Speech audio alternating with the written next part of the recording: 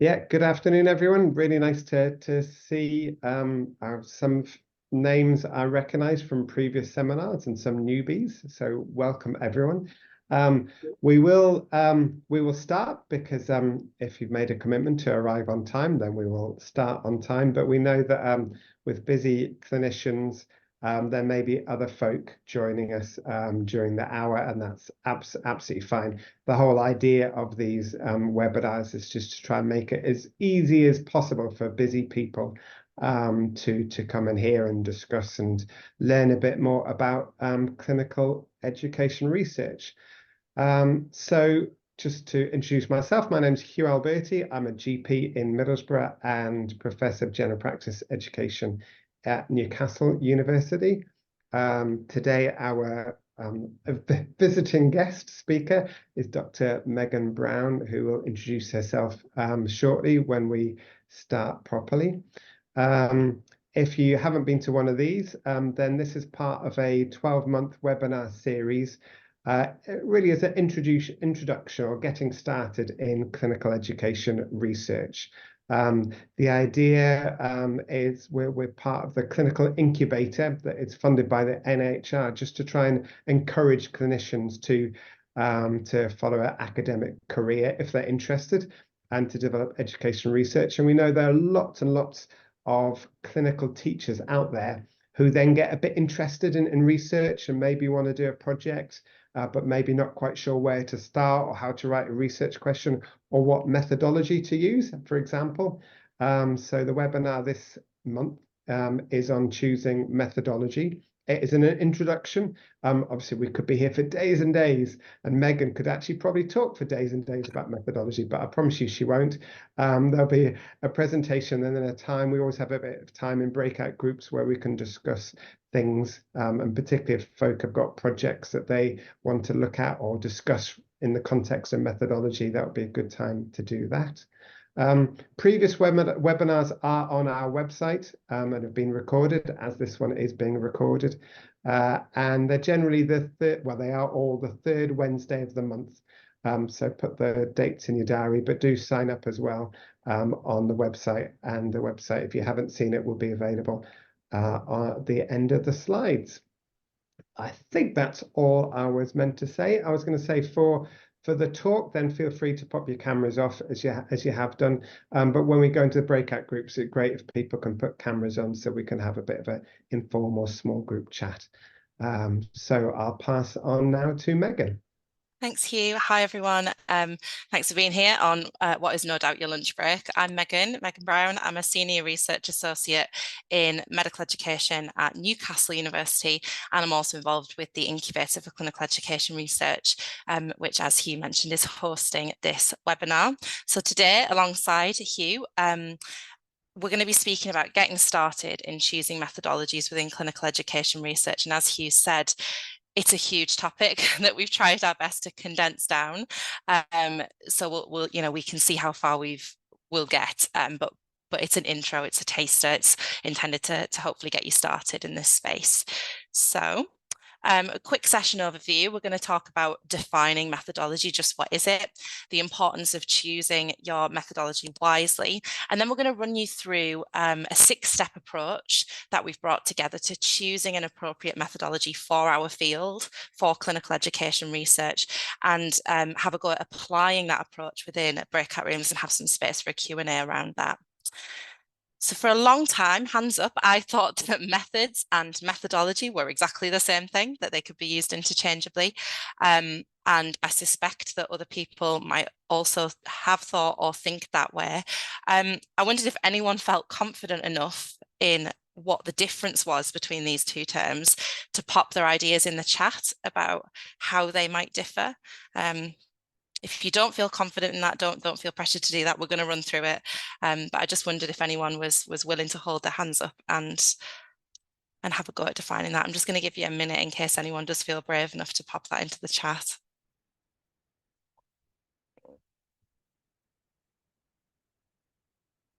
I don't know if I can see the chat on screen sharing mode, Lee, but please let me know if anything comes into the chat.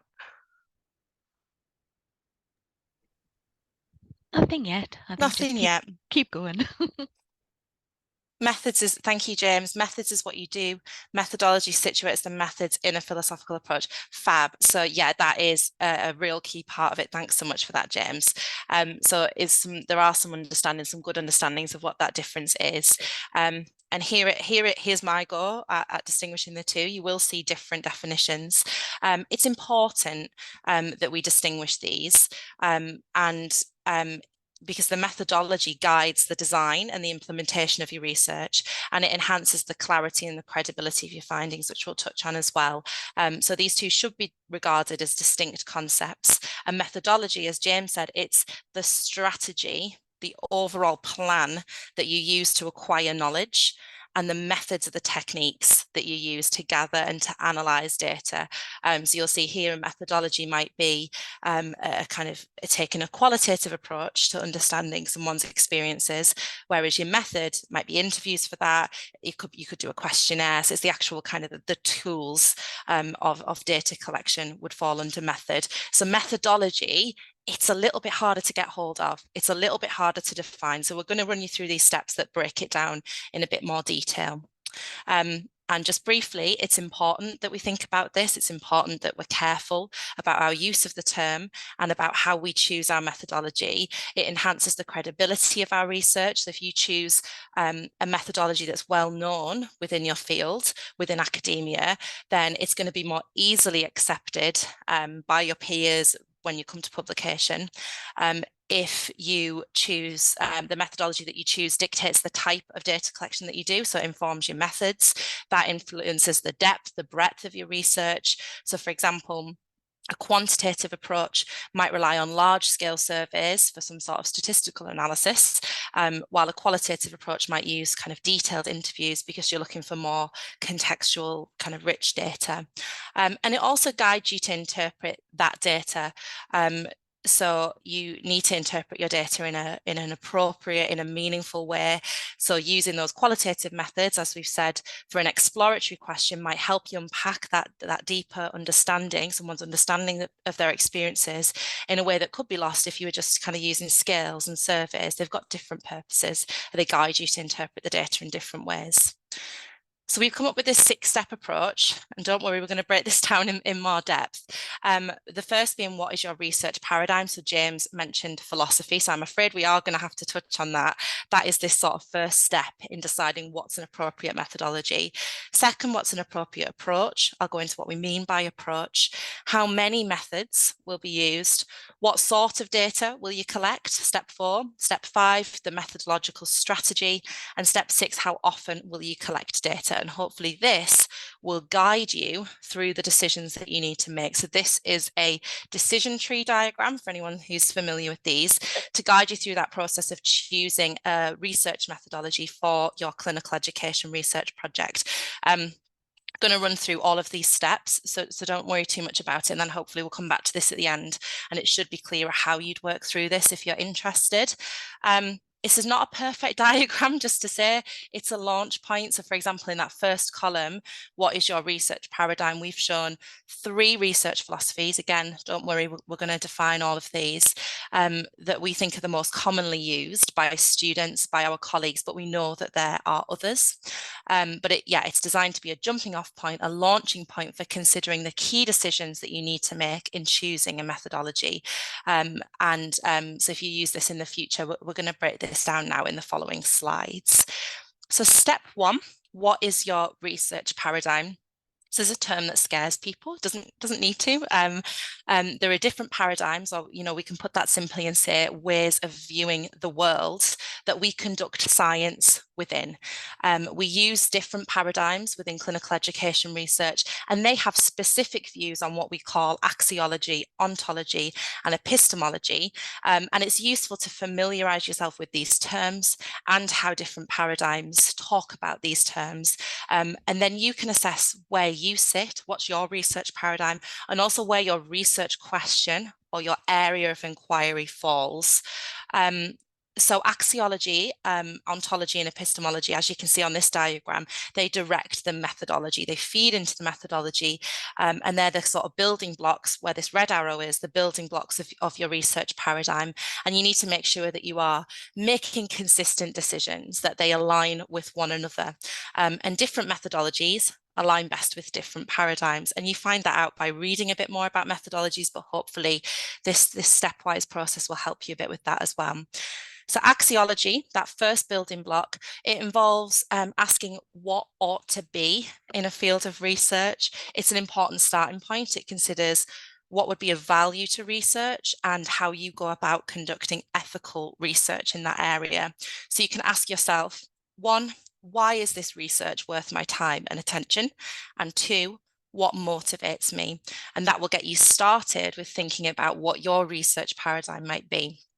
You then move on to ontology, and we all hold ontological assumptions, even if we don't consider them, even if we don't write about them in our papers, they are there. And if you reflect on them, you can choose a paradigm that's in keeping with your beliefs about this nature of reality. We're asking what's out there to know.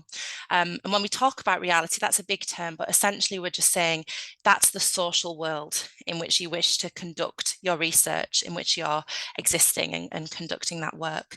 And you can assess your ontological assumptions by asking yourself, do you believe there is one verifiable reality? Maybe you do, or that multiple socially constructed realities exist. So the first one verifiable reality, that's sometimes referred to as a realist ontological position. And the second one, multiple socially constructed realities, would sometimes be known as a relativist position. And broadly speaking, most of the paradigms that we use within clinical education research fall into one of those two categories. Once you've thought about that and your head's spinning from considering all that, you move on to epistemology, which is reflecting on the nature of knowledge. What and how can we know about what's out there to know about that social reality that we're interested in? And you can reflect on what counts as knowledge within the world. What do you feel constitutes knowledge? How would you define that? So what is knowledge and how can you acquire it? How is it acquired? How then can you design your research to focus on that? The three most common paradigms in our view, of course, are on screen, and these are in that first column of the stepwise diagram.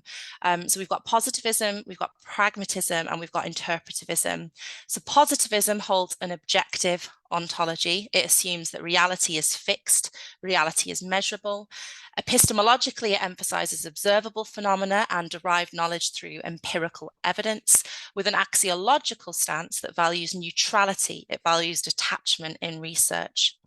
Pragmatism adopts a more flexible ontology. It's tailored to specific problems that you might be facing in your own context. And epistemologically, it integrates multiple ways of knowing to produce useful outcomes. You're addressing those problems that you're facing. And axiologically, then, it focuses on the practical implications and the actions that result from your research making change. Interpretivism embraces a more subjective ontology. It reviews reality in that relativist position as constructed, as interpreted, hence the name, by individuals. And epistemologically, it values a deep understanding through often qualitative work, qualitative inquiry. And axiologically, it often involves the researcher's own values. You have a more participatory relationship with your subject matter. You're not detached and neutral like you might be in positivism. You're kind of quite intimately involved with the research and what you're asking. Once you've done all that and you've decided on what the most appropriate approach might be for your own self and for the question that you're asking, you need to think about choosing an approach. And by approach, we mean looking at whether your research is aimed at testing existing theories, which would be a deductive approach, whether you're aiming to explore new phenomena without any preconceived theories, which would be inductive research, or whether you're interested in creating a new theoretical understanding from existing but incomplete observations, which would be an abductive approach. So these are kind of new jargon, new terms, possibly, but that's essentially all that they mean. And deductive approaches are most commonly associated with positivist paradigms. You could see that, right? It's about like testing and validating, whereas inductive and abductive approaches are usually more pragmatic and more interpretive. Okay, so step 3, we're making progress. How many methods are you going to use? So it seems like a simple question, but there are different approaches that you can take here. So you might use a single method. It might be a kind of mono approach. And that's best for when you've got quite a focused research question where you're requiring depth in one area. You might use multiple methods, a multi-approach, maybe qualitative, maybe quantitative methods.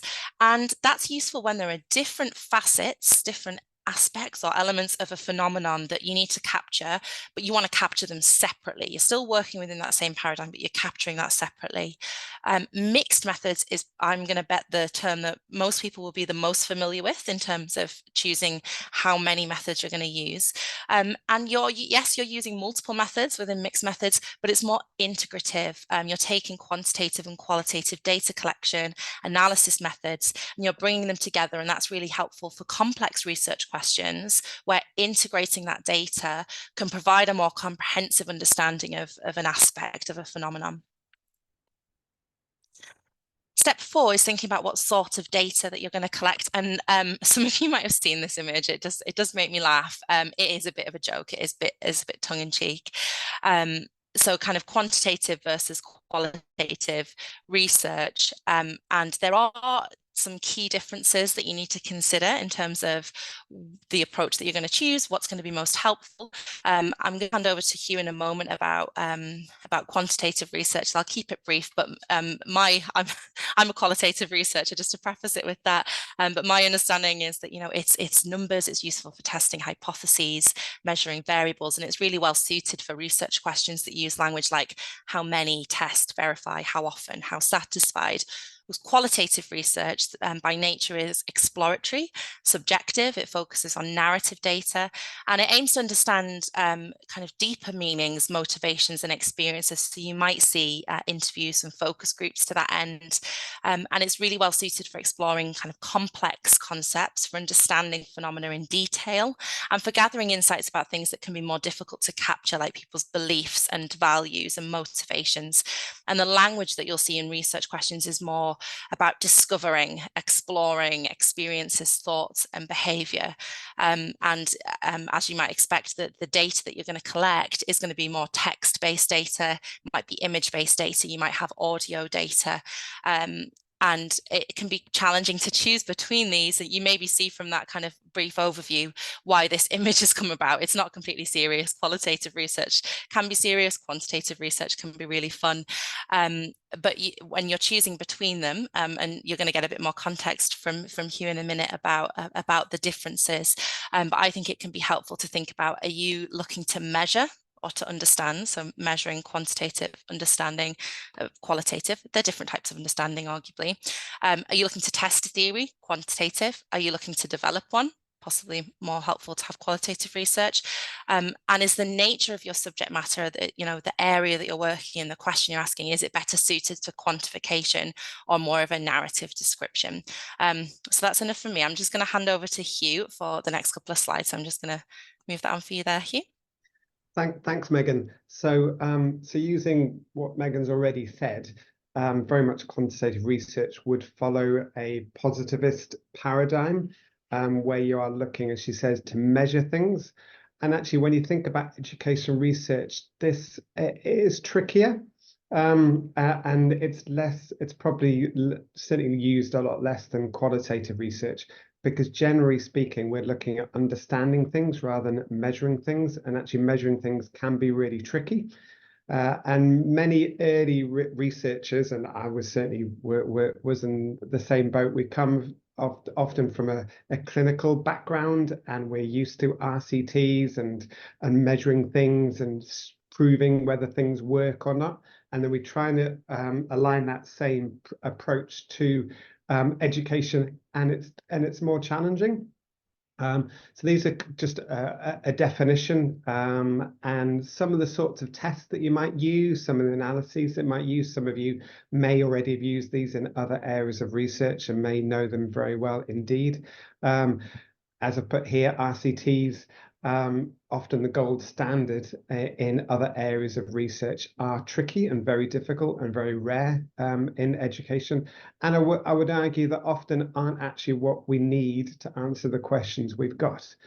So based again on this 6-step approach, as soon as you start going up one avenue, you realize actually that the RCTs and some of these types of looking at data analyses are actually irrelevant for the research question, but sometimes they are relevant. But just some tips from a colleague of ours who is an editor of one of the medical education journals currently.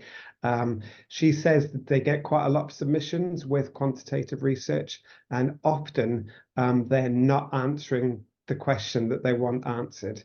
So they are not cognizant of where they come from. It's not congruent, as Megan was saying, with the paradigm they're coming from.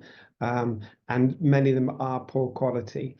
So she would just argue, just have a really good thought and think about whether quantitative research is the right approach to answering your research question. And it sometimes is, as we will see from the example, which I will just illustrate here, just as an example of when actually something is worth measuring. So we had a hypothesis, and I think this is remembering that actually quantitative research can simply measure or answer a hypothesis, actually realize actually how limited it is, showing my own bias as well, but very helpful in this sort of example. So I'm a GP. When a few years ago, when we were looking at the struggle we had to get students to choose GP as a career choice, we thought, well, presumably some of the new medical schools that have where the students spend more time in GP will have more GP graduates. But no one had ever looked at that question. And so we did. And we had to use a couple of proxies. One of them was, rather than final career choice as a GP, the y-axis here, it was a percentage of F2 doctors who went straight into GP training across the 33 medical schools, I think there were at the time, with comparing that with the number of sessions that a graduate would do across their curriculum. And actually we showed that there was a link, a statistically significant link, not massively, but there was a link between the two. And that's actually been really helpful for medical schools since then, to be able to argue that actually the more time in the curricula should be spent in general practice for students. So just an example of when it might be appropriate. And I'll pass back over to Megan. Thanks, Hugh. That's really helpful. It's nice to have a bit of balance between qualitative and quantitative, for sure. Both have their place. But because we maybe ask more types of questions within clinical education research that qualitative methodological strategies can answer. That's what we focused on here in step 5, in terms of the kind of the common, what we see often, strategies that are used. There are obviously more than this. This is a snapshot, but it's a useful jumping off point for getting familiar with some of the different key strategies. So phenomenology, and the overall aim of phenomenology as a methodological strategy is to derive an understanding of meanings as they're constructed by individuals or groups through interpreting people's lived experiences. So it's really that focus on lived experience, which is key. Usually involves in-depth interviews, can be, really long, up to 2 hours, and small numbers of participants. So depth is key. Case studies are another methodological strategy, can be quite a holistic approach, and they can be descriptive, describing what they find. They can be exploratory, kind of really exploring a new topical area, or explanatory and looking for explanations and kind of causation. So they can be very versatile as an approach. They can be single case studies that explore participants' experiences of complex phenomena in a single setting or in a group, and you can have multiple case studies that compare experiences across different settings, and you often need multiple data sources on a case. Grounded theory, very common within clinical education research. The overall aim is, as the name suggests, to create a theory, a theoretical model that explains a phenomena of interest, and it's based on the direct experiences and perspectives of participants, so typically inductive approach. Usually selects individuals to participate who have a stake in the question, have an experience that's relevant, and usually interview them. And then there's a kind of iterative, a back and forth process between data collection and analysis to develop, to elaborate that new theory. Ethnography. The overall aim of ethnography is to develop a really in-depth understanding of really complex social, cultural phenomena within specific settings or groups. And what it involves usually is direct immersion and interaction of the researcher within that setting or group. So the researcher's own experiences are really critical to the findings within ethnography. And data collection usually takes place over an extensive period of time, including not limited to observation, interviews, review of documents, etc. General qualitative inquiry can be a bit of a useful approach, actually, because it's very flexible. And if the methodological strategies I've just run through feel constraining or like they might not be a good fit, this does provide flexibility in terms of data collection procedures. And the primary aim of a more general approach is to gain insights into people's perceptions, experiences, their interpretations of that social world of reality. You're looking to see how individuals make sense of those experiences, and it's particularly suitable for exploratory research where the objective is to develop often an initial understanding of that phenomenon rather than to test kind of specific theories or hypotheses. And the final step, you'll be pleased to hear, step 6, is how often will you collect data? And this is possibly a simpler one to answer. Will you be taking a cross-sectional approach where you collect data at one point in time? What's the benefits of that? Why is that appropriate for your research question? Or do you need to take a more longitudinal approach where you collect data repeatedly over time? And that might be with the same set of participants. It might be with a different set of participants. So just something to think about is the frequency of your data collection. We now have the breakout room discussion, and the purpose of this discussion is to give you a chance to apply this 6-step approach. Now, there's quite a lot here. We have around 10 minutes to do this, and Hugh and I, as we'll move between any of the rooms to try and assist and clarify where we can. We might not get through all of these steps in 10 minutes, but we'd like to just get you thinking about the application of these, how you feel about using the steps, what's most useful for you. And we've given you an example question. So you'll see in red here on screen is an example of a research question. Now, you might have a really well-formed research question in your mind already. Maybe you're already doing a project, you're already engaged with research, and you want to run with that question in your group. Please feel free to do that. But because we only have the about the 10 minutes, need to be quick on deciding the question that you're going to go with if you're using one of your own. Or feel free to use this question: how and to what extent does interprofessional education impact collaboration skills among medical students? And we want you to take it through this approach. Think about the research paradigm, the approach, the number of methods, type of data, strategy, and how frequently you would like to collect data. And if you get stuck, think about the language of your question or of this question. What does it imply about the paradigm of the author, about distinguishing between quantitative, qualitative mixed methods, and whether a specific methodology might be appropriate. So Lee is kindly going to divide the group into some small groups in rooms. Please take a picture of this. We will copy and paste it into the chat, but we know that doesn't always come through into the room. So if someone could just take a photograph, screenshot, whatever's easiest. So you've got the steps and you've got the example question, and then we will reconvene in around 10 minutes.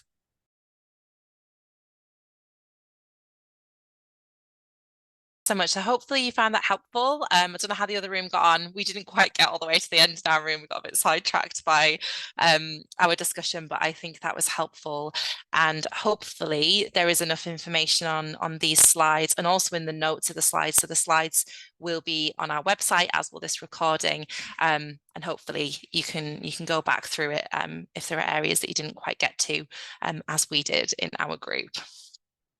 So again, this is that decision tree that you can have a look at. Hopefully it makes a bit more sense now that we've been through each of these steps in terms of choosing your paradigm, moving into your approach, how many methods you'll use. You're going to be looking at quantitative or qualitative data. What's your methodological strategy, and then how often you'll collect that data, and hopefully that will prove helpful as you move forward. You can take that away. Very brief wrap up before we move into our questions. So there's some resources there. They're mostly references, not expecting you to look at them all, but some of the textbooks in particular can be quite helpful when it comes to methodology. Thank you so much for listening and for contributing to the discussion. Really appreciate it and appreciate the time you've taken. And we're happy to field any questions, but first a quick shameless plug for our next event in the series. So this will be the fifth session in the series, getting started and running interviews and focus groups. That's there on the 21st of February. Lee is going to very kindly pop the sign up link in the chat to that if you've not already signed up to the full series. This is the sort of the logical next step as you move into thinking about you've got your methodology down and secured, you move into thinking about your methods. So thanks again, and yeah, we'll open it up for any questions. Hugh, not sure if there's anything else you wanted to add or say. No, that was it. And what we normally do at this stage is if people are pressured to go, then feel free to go. But if there's any people who've got questions about anything from today, then Megan and I will hold on for as long as necessary to maybe not answer every question, but to discuss them. So thank you very much for coming, and look forward to seeing you next time. But otherwise, for those who've got questions, please do ask away. I do have a quick question. That's okay. Absolutely, please do. Just looking at your approach, which is really helpful. Just on the diagram where you lay them all out for us on number 2, what is the appropriate approach? I'm just interested in sort of the illustration there with the pragmatist sort of leading on to the whatever suits objective, but then the deductive element seems to be separate from that, if I'm reading it right. I'm just interested in the thinking behind that. Yeah, no, it's a good point. I think for me, because the pragmatist approach is flexible. I mean, it is flexible to suit needs. So if you did need to use a deductive element, I think that would be reasonable. I would possibly find it surprising if a pragmatist approach was entirely deductive, just on the basis that the origin of, in my experience anyway, of people selecting pragmatist approaches is because they want to understand something that's happening in their own context, a problem that's happening in their own work, in their own practice somewhere. So there is usually that inductive element. So I think usually often that would be captured within abductive, but it is flexible. So I think, you know, there would be the scope to do that. But I guess the question that I would be asking is, if you wanted to do a deductive a pragmatist project, why wouldn't that be a positivist project? And it's grey, and the boundaries are grey, and it can be challenging to decide that, but it's just something to think about, I suppose. So just to follow, I suppose I'm thinking of action research, which is not something I know a lot about, but tends to mix its methods up quite a lot when I sort of see action research methods. And I just wondered, is that considered a pragmatist approach, doing that sort of a process? Because that may, I suppose to me, that may have elements that are deductive in it, and then it may move on to stuff that's more qualitative. So I suppose I'm just sort of sense checking what's going on in my own head here about how I'm conceptualizing these things. But no, that's fine. Yeah. I mean, to be honest, I don't know enough about action research to answer that question. Hugh, I'm not sure if you know more than I about action research now, because it's quite a specific approach, isn't it? We did have a discussion in our group when we came on to how many methods would be used when we were talking about multiple methods and when we were talking about mixed methods. And we spoke about whether within different methods, or that question that we gave you was very broad, and we felt like you probably would need to break it down into different components and to different questions, and that different questions within that you might have a more deductive approach than other kind of elements of the question, where you might find yourself having a kind of more abductive or an inductive approach. In those cases, I often see people choose pragmatism because they're looking for something that will capture quantitative and qualitative data in a way that you don't run into the kind of philosophical difficulties. But I would also encourage people to look at multi-paradigmatic work, where actually you are working for some strands of your project within a positivist approach, whereas in other strands, maybe you're more pragmatist, maybe you're more kind of subjective and an interpretivist. And so within that kind of program of work that you're doing, and I don't know, it might not be the case in action research, you're working in different paradigms at different times. You can do that. It doesn't have to just be one paradigm, rather than just choosing a pragmatist approach because you want to do quantitative and qualitative research. That, to me, it should be driven by this focus on your own specific problems and looking for kind of practical solutions in real time. Maybe that fits with action research. I don't 100% know, but so it'll be something. If you go away and find an answer to that, James, I'd love to hear it. Okay, thank you for your time. Appreciate it. No, you're welcome. Thank you.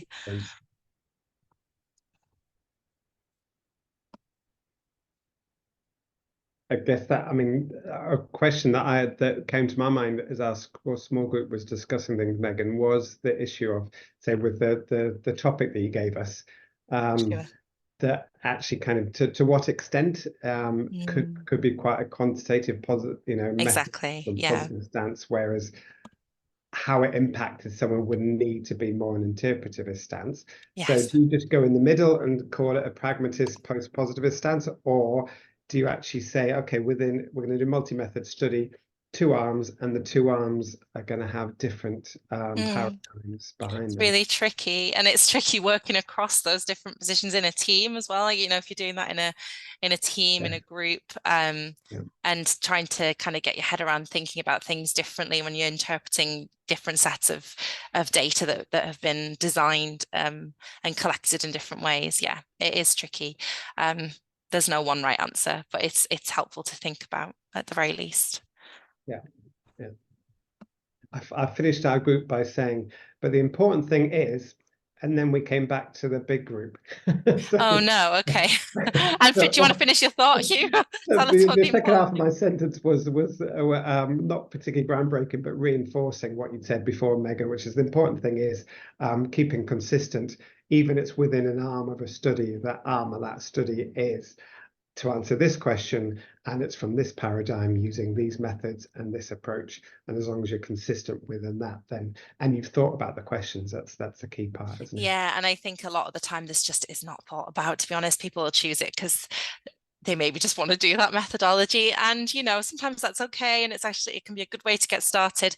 But I think if you're thinking about this and you're breaking it down in this way, you're probably giving it more thought than like 90% of people who are getting published in clinical education research. So it's good to think about and to break it down like this. And it's, I mean, to me, if you saw someone thinking about this within a publication or within their master's project, for example, you'd see that as a nice sign, a nice kind of reassuring sign that they'd done a bit of due diligence about and thought about the decisions that they were making in a kind of considered way.